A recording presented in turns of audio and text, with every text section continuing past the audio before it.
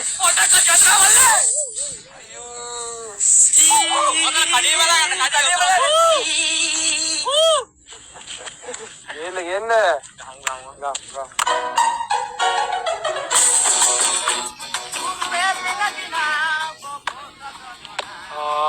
බෝබන් ජනකයනවා ඕක આવොත් නම් ධාර වාතයක් එනවා.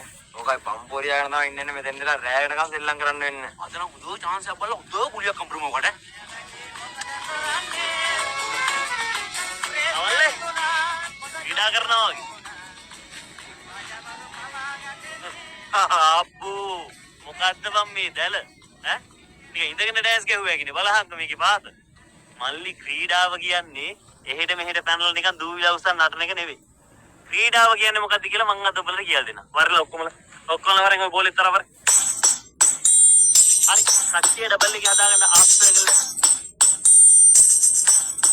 බෝලද? අද්දබම් මිය අර ඇස්සහට එල්ලන්නේ අලුතෙන් හදන ගෙවල් වල ලබු ගෙඩි. ඒකක් වගේ. හරි. කමන්න.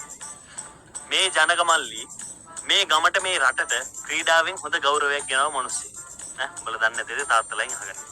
ක්‍රීඩාව කියන්නේ මල්ලි තියරි විතරක් නෙවෙයි. න්‍යායාත්මක දැනුමක් අනිවාර්යෙන්ම ඕනේ. මල්ලි උඹ ක්‍රිකට් මැච් එකෙන් බලනවද? මොනවද කියන්නේ අයියේ? ක්‍රිකට් කියන්නේ ක්‍රීඩාවක් නෙවෙයි ක්‍රිකට් කියන්නේ ආගමක්. මෙතන තියෙන්නේ. හරි. එහෙනම් කියහම් බාන්න 2014 ක්‍රිකට් ලෝක කුසලාන්නේ නායකයා කවුද? 2014 නේ. ගොඩක් කල්නේ ඉතින් මතකත් නැහැ. වනිදු නේද? එනපා උකට ටොක්ක. එනපා. කියන උපමා එන්නනේ උඹ. ඊළඟට උඹ කියපම් බලන්න ලංකාවේ ජාතික ක්‍රීඩාව මොකක්ද? ක්‍රිකට්.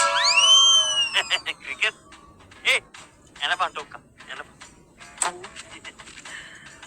හැබැයි මෙහෙමයි. වැරද්දකුත් නැහැ ඉතින් ක්‍රිකට්ත් වගේ තමයි. හැබැයි වොලිබෝල් තමයි ක්‍රීඩාව ජාතික. ඕන් තේරෙනවද? බලයි ක්‍රීඩාවේ දැනුම තියෙන දන.